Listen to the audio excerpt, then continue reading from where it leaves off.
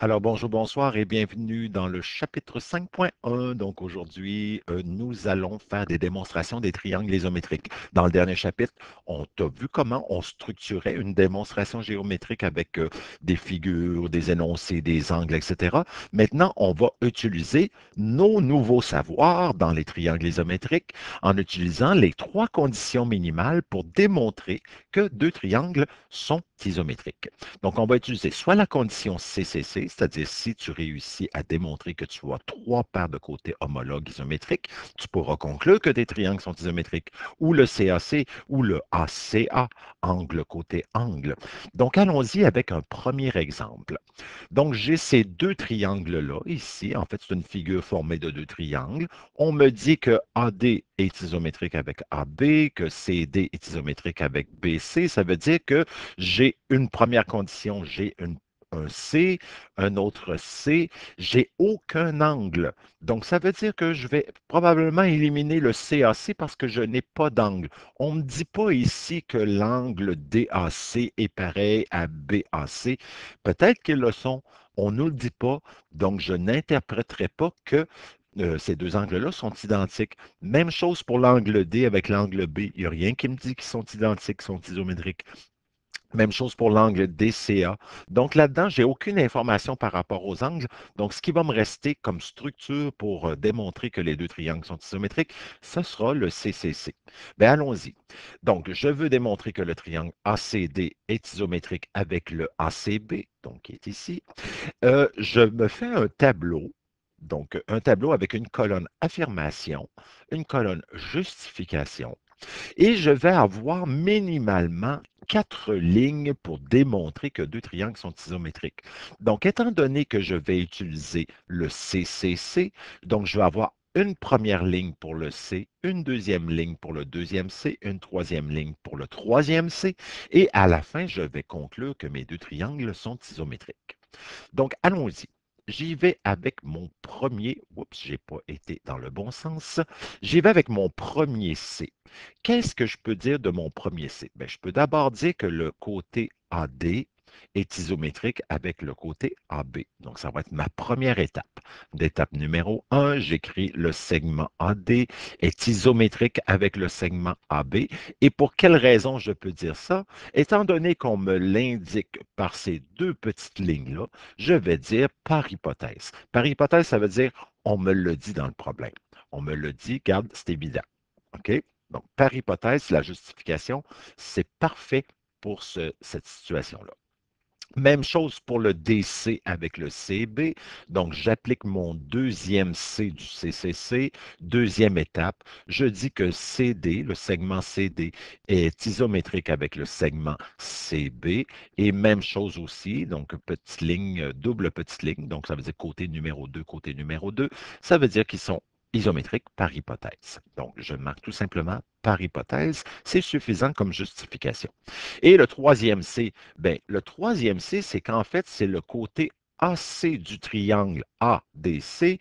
C'est ceux qui vont être identiques à lui-même, mais qui est commun aux deux triangles.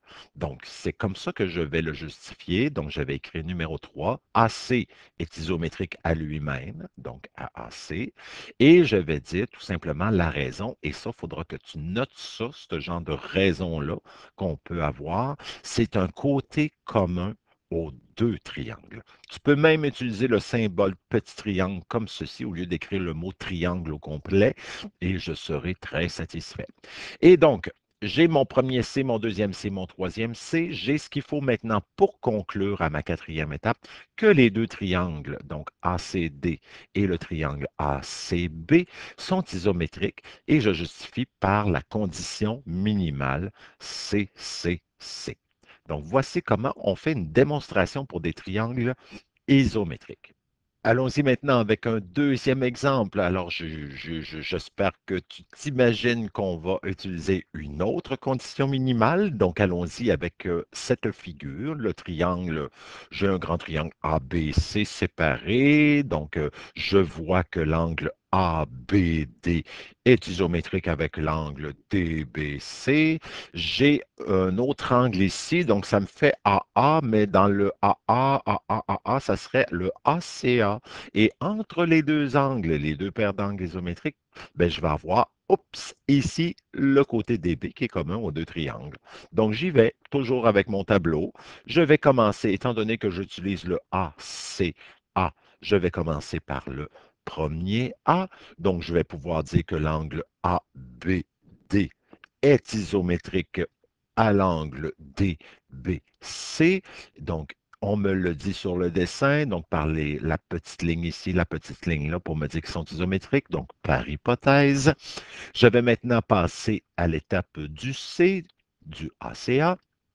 Donc, ça sera DB qui est isométrique à lui-même, donc au segment DB, parce que c'est un côté commun aux deux triangles. Et je termine avec le deuxième A du ACA. Donc, je vais pouvoir dire que l'angle ADB est isométrique à BDC, donc évidemment, parce que ce sont deux segments qui sont perpendiculaires. Regarde le symbole utilisé, c'est un T à l'envers, donc ça veut dire que c'est perpendiculaire.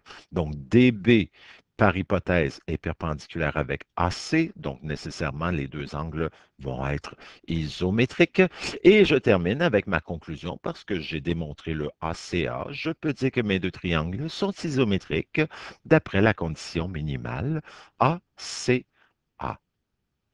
On poursuit avec un troisième exemple. Donc, cette fois-ci, j'ai le même dessin que celui vu précédemment et je dis tout simplement que le triangle ABC est équilatéral. Donc, si je dis que le triangle ABC est équilatéral, ça veut dire que les trois côtés AB, BC et AC sont isométriques. Bon, j'ai déjà ça comme information. Donc, qu'est-ce que je vais pouvoir utiliser? Bien, je vais pouvoir utiliser, par exemple, ce côté-là qui est commun aux deux triangles, l'angle qui est ici, et le côté BC qui est isométrique avec le côté AB. Donc, je vais pouvoir utiliser la condition CAC. Donc, j'y vais, mon tableau d'affirmation justification. J'utilise le premier C, donc ça veut dire que je peux dire que, ça veut dire que je peux dire, ça fait beaucoup de dire, AB est isométrique avec BC et je justifie en disant que les trois côtés d'un triangle équilatéral sont isométriques. Donc, nécessairement, AB va être pareil à BC. Dans mon angle, ben, c'est celui par hypothèse qu'on me dit que l'angle ABD est isométrique à DBC, donc par hypothèse. Et j'y vais avec le C du CAC, donc le deuxième C, mais ce serait DB est isométrique avec DB. Donc c'est un côté commun aux deux triangles. J'ai donc mon CAC. Je suis prêt à conclure que mes deux triangles sont isométriques. Donc, d'après la condition minimale, CAC. J'y vais encore avec d'autres exemples. À force d'en faire, ça va entrer dans votre disque dur. Donc, vous serez des experts de la démonstration de triangles isométriques. Donc, ici, qu'est-ce que j'ai? J'ai un triangle rectangle. J'ai un côté qui mesure 3. Ici, j'ai un autre triangle dans lequel on me donne un angle et un côté qui mesure 5. On me dit, trouve les mesures manquantes de chacun des triangles, sachant que le triangle ABC est isométrique au triangle DEF. Donc, si on me donne comme information que mes deux triangles sont isométriques, je vais pouvoir transposer certaines informations de l'un vers l'autre. Donc, première des choses que je pourrais dire, étant donné que le AB vaut 3, c'est le petit côté de mon triangle rectangle qui est ici, je vais pouvoir dire qu'il est isométrique avec le EF parce qu'on me le dit, les deux triangles sont isométriques au départ.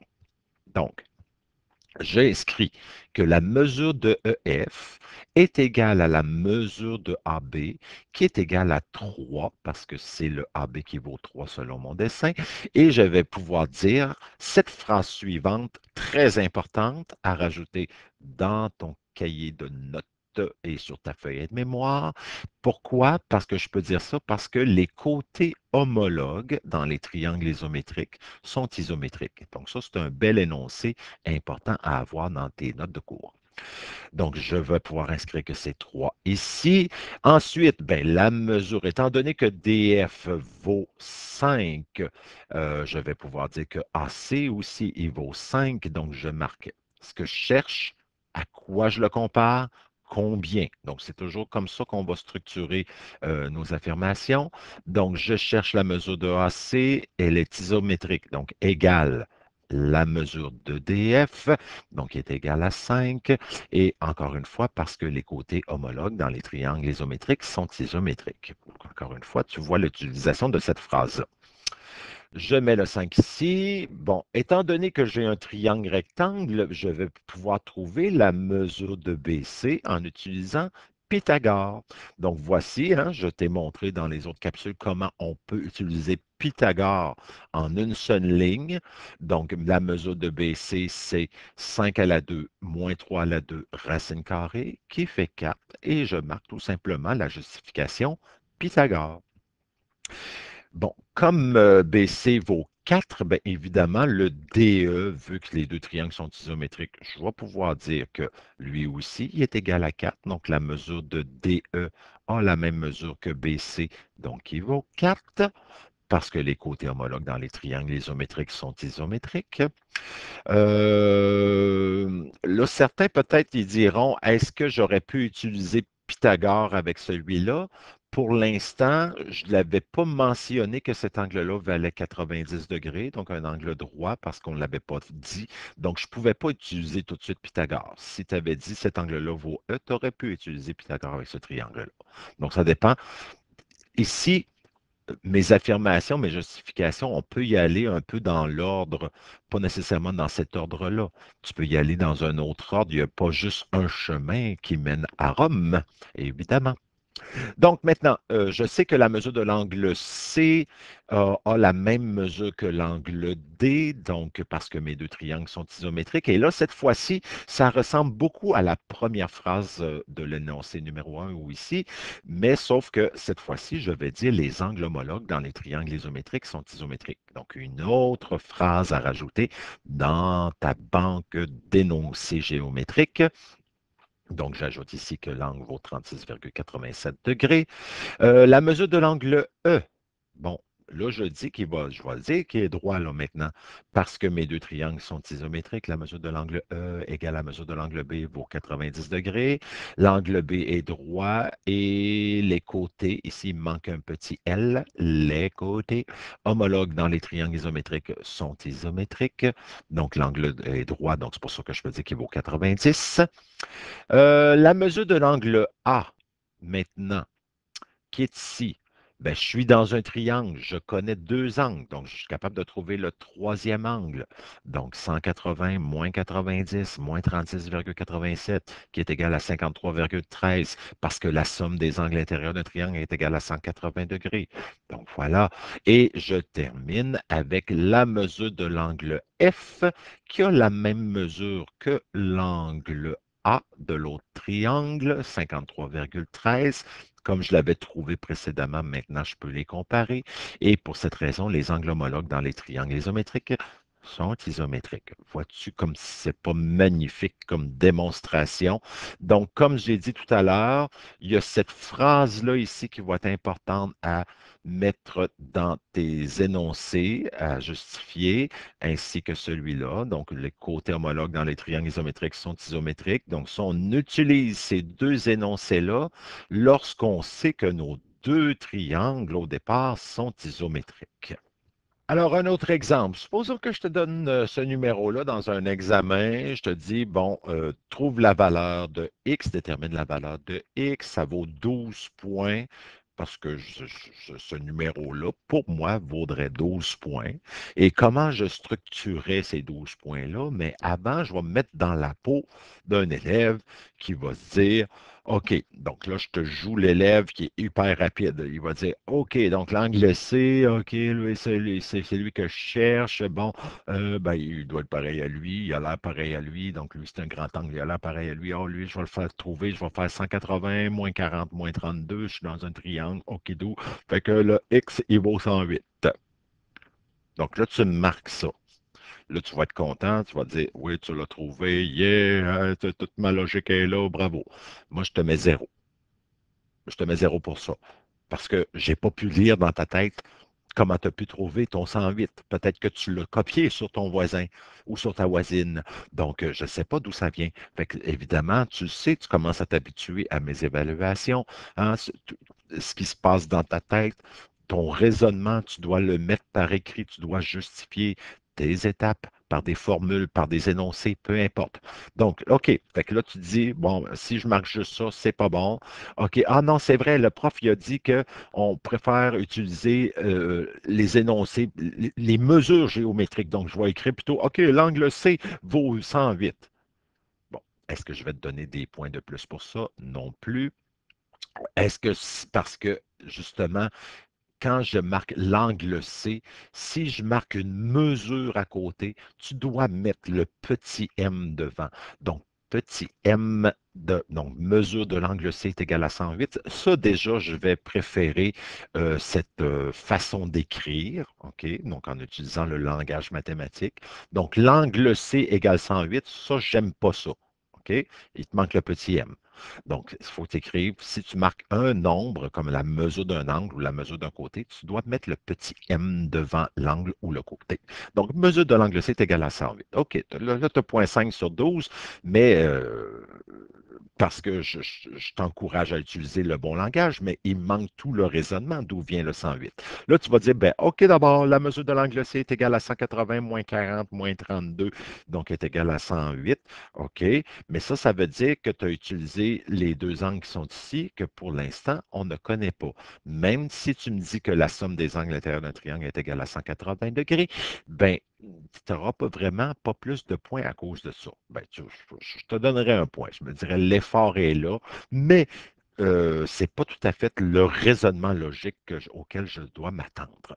Donc, là, tu vas dire, OK, ben c'est vrai, ce n'est pas l'angle C qui vaut à 108 avec ce calcul-là, c'est que d'abord, on l'a comparé avec l'angle E. Fait qu'en réalité, c'est la mesure de l'angle E que tu dois trouver ici en faisant 180 moins 40 moins 32, qui est égal à 108, parce que la somme des angles intérieurs d'un triangle est égale à 180 degrés. Donc, n'oublie pas, ça ici, c'est une affirmation et ici, une justification.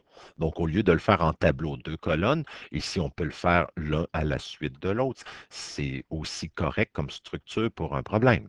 Fait que là, à ce moment-là, ben, je te donnerais 2 points parce que je me dis, OK, hey, il a trouvé ça dans le problème, il a fait le calcul, comment il a fait pour y arriver, puis il a justifié avec l'énoncé. Fait que 1 point pour l'affirmation, 1 point pour la justification. Mais là, pour l'instant, tu as juste 2 sur 12. Là, tu vas dire, ben, OK, la mesure de l'angle C est isométrique à la mesure de l'angle E. Là, je vais te dire, non, ça, j'aime pas ça parce que quand tu marques mesure d'un angle ou mesure d'un côté, je dois voir le symbole égal. OK. Puis là, si tu marques l'angle C égal, non. Quand tu marques pas de M, puis tu compares avec un autre angle, je veux avoir le symbole petite vague au-dessus du égal, donc isométrique. Ah, ben ça, je vais aimer ça. Yes. Donc là, je te dirais 3 points. Évidemment, l'angle C a la même mesure que l'angle E. Et donc, tu vas pouvoir dire parce que les angles homologues dans les triangles isométriques sont isométriques. Oui, je suis d'accord. Je te donnerai 4 points, mais il te manque encore beaucoup de choses. Pourquoi on peut dire que les angles homologues dans les triangles isométriques sont isométriques? Est-ce qu'on me disait que les deux triangles sont isométriques au départ? Non, non, non, on ne me le disait pas. Ben, OK, fait que là, tu peux me le dire. Ben, OK, d'abord, Eric, le triangle ABE est isométrique au triangle ACD, puis ça, moi, je pense que ça va être avec ben, si j'ai un côté, côté, côté, côté, langue entre langue entre les deux, donc ACA. Donc, c'est avec un CAC plutôt. Ouais, CAC. Ouais, côté, angle, côté. Fait que là, je vais dire, oui, c'est intéressant, mais quand tu démontres quand tu me dis que deux triangles sont isométriques avec une condition minimale, il faut que tu aies tes trois étapes précédemment. Il faut que tu me démontres le premier C, il faut que tu me démontres le A, il faut que tu me démontres le deuxième C. Donc, il te manque encore des étapes. Donc, ça veut dire que là, ben, tu aurais 6 points tels quels, mais il te manque les trois étapes précédentes pour démontrer que les deux triangles sont isométriques. Donc, tu vois, on va repartir ça sur la bonne voie.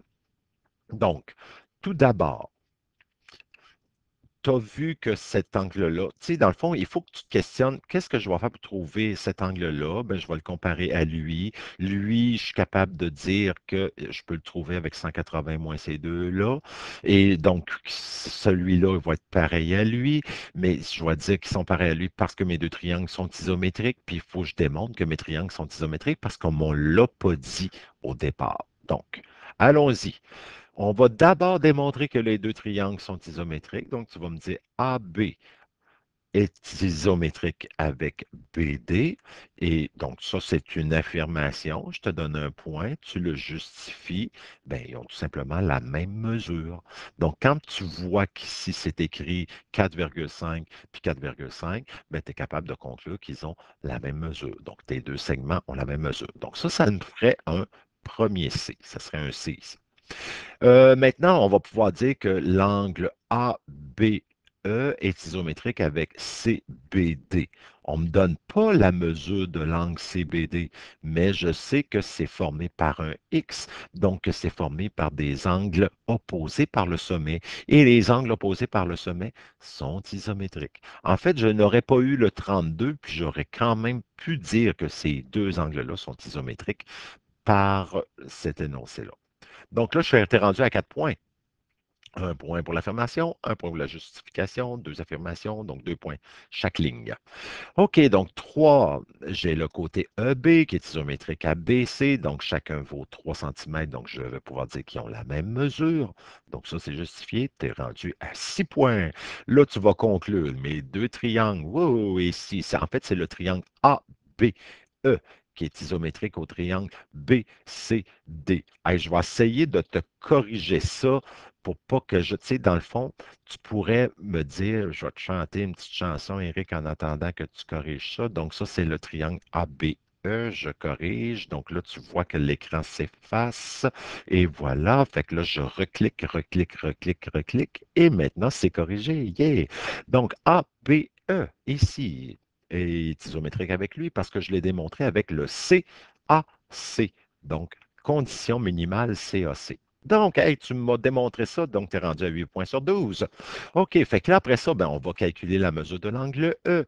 La mesure de l'angle E, tu indiques par ton calcul qu'est-ce que tu as fait pour obtenir le 108 degrés. Et ça, c'est parce que la somme des angles intérieurs d'un triangle est égale à 180 degrés. Donc, ton énoncé qui justifie ton raisonnement.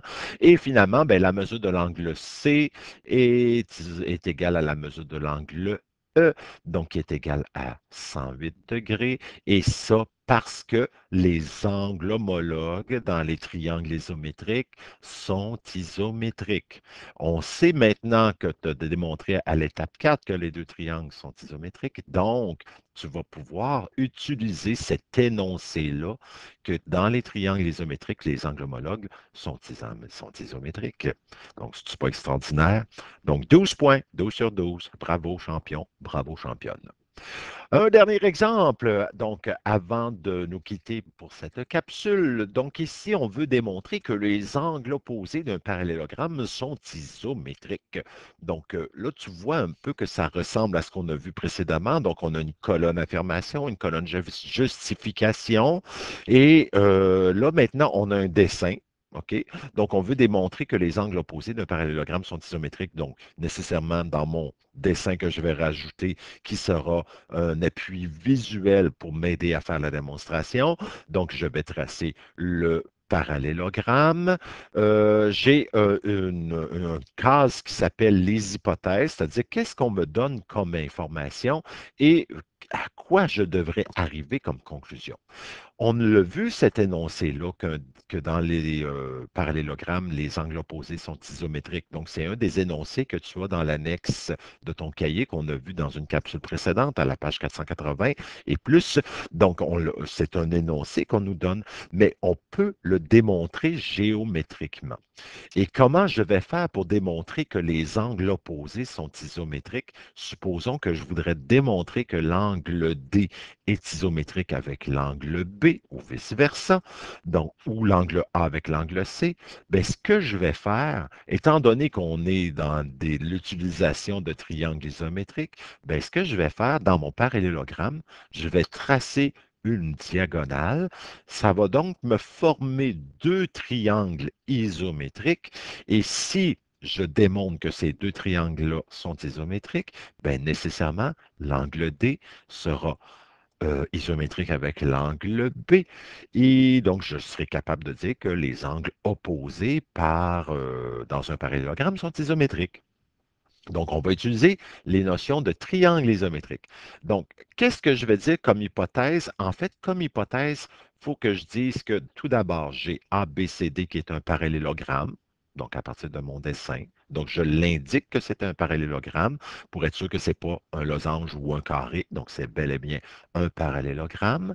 J'ai la diagonale AC, donc AC qui est une diagonale du parallélogramme. Donc, j'ai ça comme information, donc par hypothèse. Et j'ai aussi que l'angle D est opposé avec l'angle B. Donc ici, on utilise les trois lettres, mais j'aurais pu utiliser juste l'angle B, donc il n'y a pas de confusion ici, mais ici, on peut toujours utiliser les trois lettres. C'est lorsqu'il y a confusion d'angle qu'il faut préciser à trois lettres, mais ici, j'aurais pu écrire juste l'angle B est opposé avec l'angle D. Donc ça, c'est ce que j'ai comme information par hypothèse. Et l'idée, c'est d'arriver à démontrer que l'angle ABC est isométrique avec l'angle CDA. Donc ça, c'est ce que j'ai comme information, mon dessin, ma conclusion, ce sur quoi je dois arriver. Donc ça ici, cette conclusion-là, ça va être sur la dernière ligne que je vais retrouver ça. Mais avant, démontrons que ces deux triangles-là sont isométriques. Et comment je vais l'utiliser? Ben, je vais pouvoir d'abord dire que le segment AB a la même longueur que CD, donc parce que dans un parallélogramme, les côtés opposés sont isométriques, hein? Donc AB pareil à lui. Je vais pouvoir dire la même chose de AD puis BC. Donc BC est isométrique avec DA, donc parce que les côtés opposés d'un parallélogramme sont isométriques. Donc là, je suis en train de faire un deuxième C. Et imagine-toi que comme je n'ai aucun angle, puis je ne peux pas dire, ben, l'angle D est isométrique avec l'angle B. Mais non, je ne peux pas utiliser ça parce que c'est ça que je dois arriver comme conclusion. Donc, je ne peux pas utiliser cet énoncé-là pour dire que lui est pareil à lui. Donc, je n'irai pas avec un CAC. Donc, je suis obligé d'y aller avec un CCC. Donc, AC est isométrique au segment CA. Mais en fait, c'est lui-même, même si on intervertit les lettres, c'est le même segment. Donc, je dis que c'est un côté commun aux deux triangles. Donc, voilà. Et là, ça me fait mon C, C, C. Je peux donc dire que les deux triangles sont isométriques par la condition minimale C, C, C. Et parce que mes deux triangles sont isométriques, ben là, je vais pouvoir dire l'angle ABC est isométrique à l'angle DCDA. Et parce que ça, ici, les angles homologues des triangles isométriques sont isométriques. Donc, voilà, on s'est servi des notions de triangle isométrique pour démontrer un énoncé géométrique. Donc, tu vas avoir quelques exercices là-dessus à te pratiquer et ça termine cette capsule. Et voilà, bon travail. Donc, note bien tes énoncés, utilise-les, structure-toi dans tes justifications, dans tes preuves, dans tes démonstrations et tout ira bien. Sinon, je suis là pour t'aider si jamais tu as des problèmes. Tigidou, à bientôt.